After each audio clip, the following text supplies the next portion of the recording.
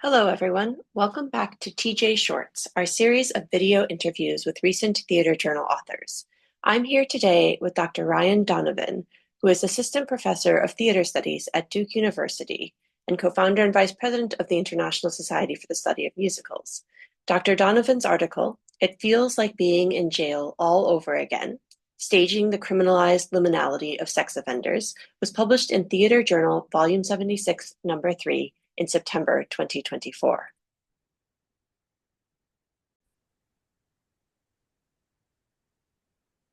Hi, Ryan. Thanks so much for joining me today.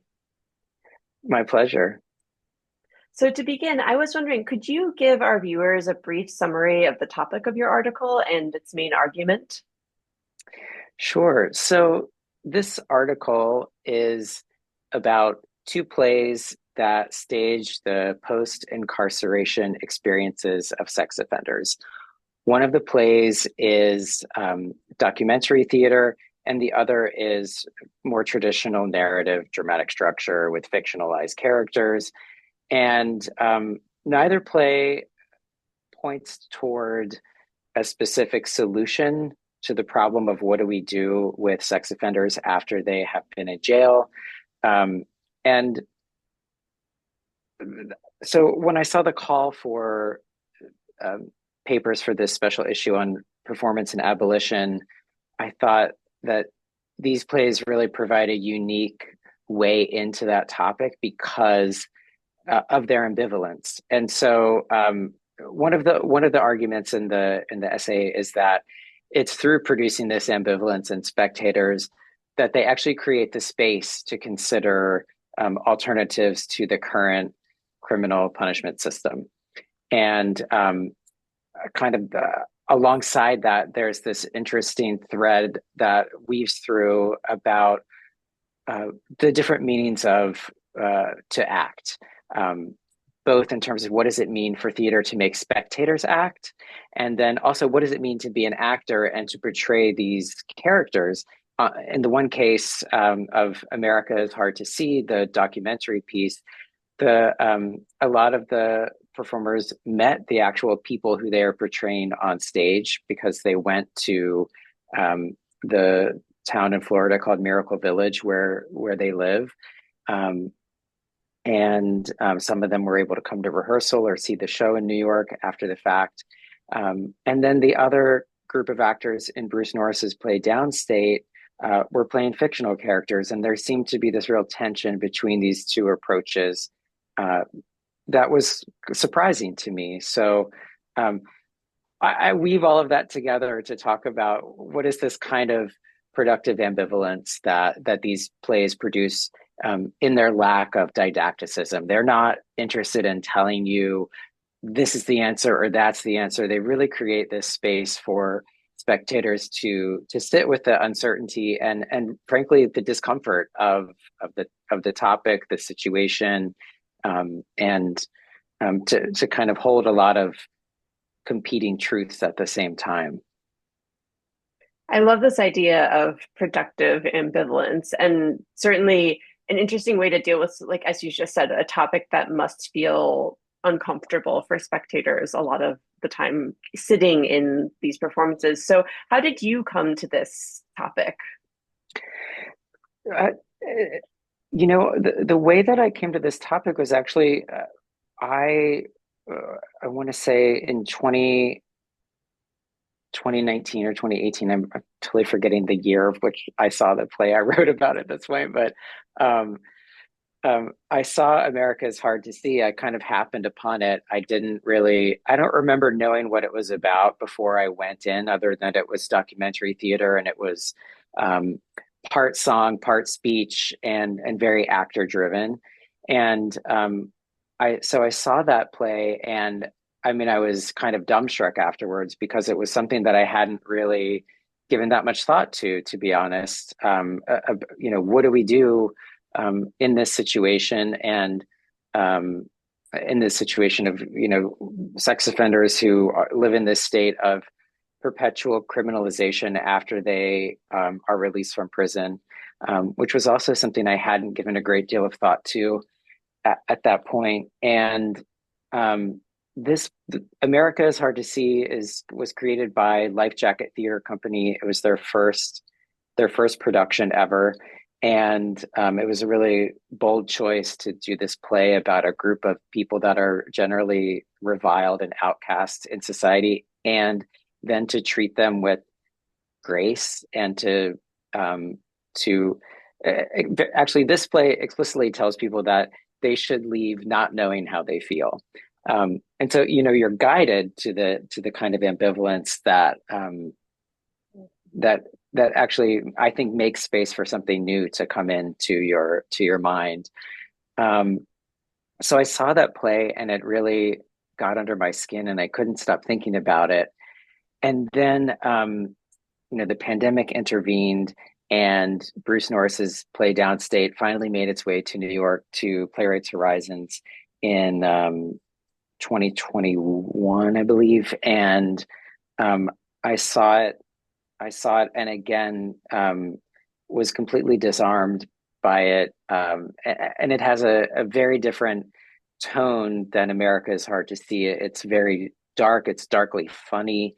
But ultimately, it's so much more about how the weight of the criminal punishment system is constantly bearing down on the sex offenders after they get out. And it was this complete contrast to America is Hard to See. And I started thinking about these two plays together, and then I thought, well, I feel like I need to write about them because they had such an impact on me, and really made me question a lot of things that uh, you know that were happening. I think in the world at the time, and conversations about restorative justice and abolition, and um, you know, ultimately for me, it became about the imperative to think about these how theater can help us think about uh, this group of people, these offenders, and um, what do we do with them, and how do we have to think about that uh, if we're going to talk about restorative justice and abolition? We have to think about kind of the extreme cases because it's very easy to say, well, someone who has a low level, so-called low level offense, like dealing drugs or shoplifting or something, it's easy to say, well, of course, no prison for them or something like that. But it's much harder when it comes to sex offenses. Even from the research that I read, it's even harder for people to forgive those than it is murder. And so, I was also interested in the fact that this was theater that was willing to take audiences to really uncomfortable places and um, and refuse to really um, proselytize to them.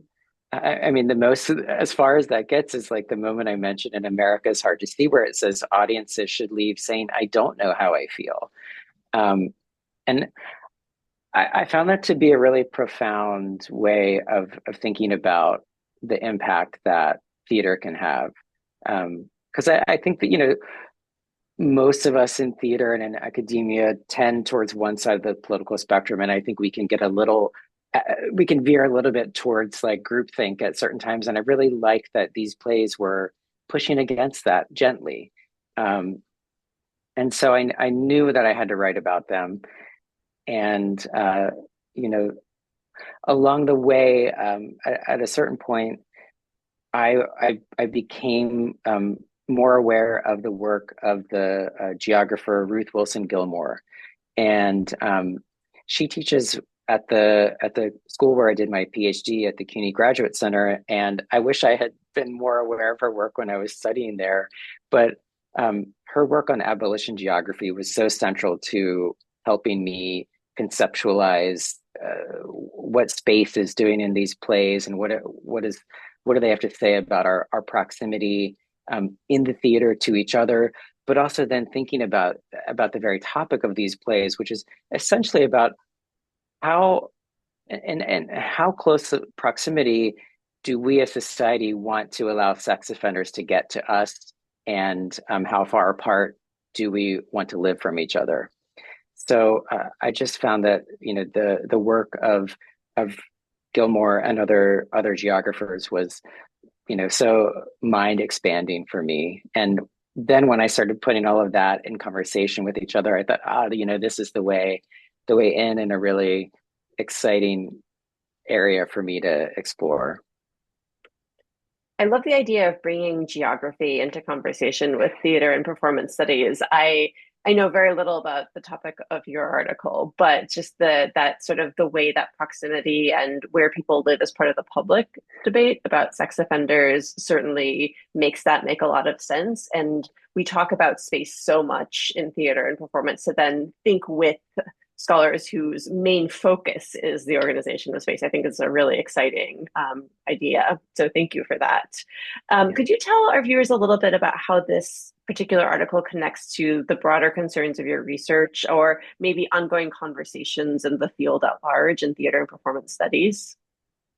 Yeah. Well, for me, this represents a turn in a new direction because I'm primarily someone who has written mostly about musical theater and bodies and casting and um, drawing a lot from disability studies and fat studies and queer studies. So that was kind of where I lived. And then I saw these plays and it helped me to like actually change a little bit the direction of my research as well. And so it's a new area for me, which is really exciting. And I think that it's helping me to conceptualize a longer term project about queer theater and geography. Um, but that's very, very nascent. So I don't have more to say about it. But I think just in terms of the field, this topic I think is timely in that in particular, its approach on abolition and everything which I've spoken to. But I also think for students, I think that it's going to be really useful for teasing out what does it mean to act and to play a person who has done unimaginable things to another human being. And we're in this moment in 2024 where identity is so central to our conversations about casting and who should play whom. And I think that it requires a kind of bravery to play someone who's a sex offender. And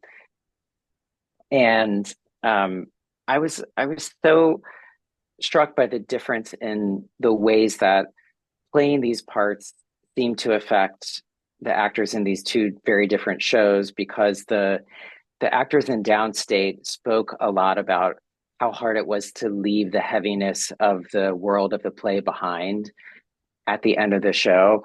And in my interview with Travis Russ, who directed and wrote and conceived America's Hard to See, he said that the cast really didn't have that problem because of the kind of catharsis that the show had for the characters, or the grace that it offered them, and that there was something really powerful in that. And then I just became fascinated by the fact that it was it was kind of uncanny to me that like the actors playing actual sex offenders um, had an easier time than those playing fictional characters. And so to me, there's something really profound about that knowing that they were playing real people and that they got to meet both the real people, the community members down in Miracle Village, and then in some cases they heard from survivors of the specific people they were portraying, that they had this really holistic experience of what does it mean to engage with that world, to the impact that it can have, and that there was some kind of repair possible. And it was interesting to me that came across to the actors, and they didn't all necessarily leave the theater, still in the world of the play, in the mind of the character. And so I think for students that that's something really to think about. Like, what is it? What do we mean in theater when we say it's this tool for empathy? And and again, these plays push the limits of that. both for the actor and the spectator. And that was really exciting and dangerous to me. I think that makes me think too about different modes of writing this type of play. Something I often wonder with plays that tackle difficult conversations, as it were, is, what is the most ethical way to go about creating those characters? And so it seems like your plays point to also two very different development processes. And so that might also be instructive. I think you've anticipated a little bit the final question about undergraduate Yeah. students. But one of the main goals of this series of videos about articles is really to help bridge the gap with undergraduate readers or non-specialists in the field. So for those coming to your article without any understanding of the topic, what would you say are some of the main key takeaways beyond what you've already introduced about this sort of question of how to act and how acting characters intersects with identity? Yeah. I think that with all of the above that we've talked about, the the main thing for me is that there's some kind of ethical imperative at the heart of these plays. And what I think is particularly interesting and useful in these plays is that they leave that up to the spectator of they leave those ethical choices up to the spectator. And I think everyone's going to have a very different response to these, even to their very existence. Downstate received a lot of protests um, upon its premiere in Chicago. Um, a theater critic for the Washington Post who reviewed it positively became the object of an online kind of hate campaign spearheaded by Ted Cruz for daring to say that the play about pedophiles uh, was good theater. So I think that these plays are they are full of incendiary material in a way, and so they're difficult, and I think their difficulty makes them worth not turning away from, but turning towards. Because if we do want to envision a world where abolition is not just a possibility but a reality, we have to engage with these really tough conversations, and these plays get to the heart of the ethics of that, and not just how do we make the world free of prisons, but how do we make space and repair for survivors as well. And both plays include the voices of survivors at crucial moments, and they don't shy away from the the hard truths of the lifelong impact on survivors and abusers alike, and also how that impacts all of us. I mean, I think that this is an issue that touches most families one way or another, whether that's something that people would like to know about or not. I think it's much more common, and so I hope that engaging with this article, helps open up a space inside readers to really question what are my ethics about this, and how do I feel we should handle this situation. And I think starting with saying I don't know is maybe the most honest answer that anyone can have, and I think maybe one of the most important to begin with. So to get unfixed from a certain idea or mindset at the outset is really important here. So yeah, I hope that people can get past the topic to really think about what are the stakes here, and what's at stake for me, as well. I hope so too. I hope all of our viewers will check out the article. Before we wrap up, is there anything else you'd like to mention about the article or your work? Um, I think this article was so, because of the topic of these plays, it was so hard to write in a way that is unusual in my experience. Not like writing's always easy, but this was particularly thorny, difficult material that, sometimes I look forward to sitting down to write. And this time I just was like, oh, I've gotta get into that. I've got to like dig into the murk here, and you know, write my way out. And I hope that that comes across, that sense that as I was writing, I was figuring out how I felt as well. And I hope that the article takes readers on a similar journey. So that's that's probably my last takeaway from it. Um, but I hope that it finds readers, and that it brings more people's awareness to these plays in particular, and that we keep leaning into theater's ability to ask these difficult questions. Absolutely. So, for viewers who do want to find the article, the title again is It Feels Like Being in Jail All Over Again, Staging the Criminalized Liminality of Sex Offenders. You can find it in Volume 76, Issue 3 of Theater Journal, out in September 2024. So, thank you so much again, Ryan, for joining me today and for sharing your work with our viewers. I wish you all the best, and everyone go read the article. Thank you so much.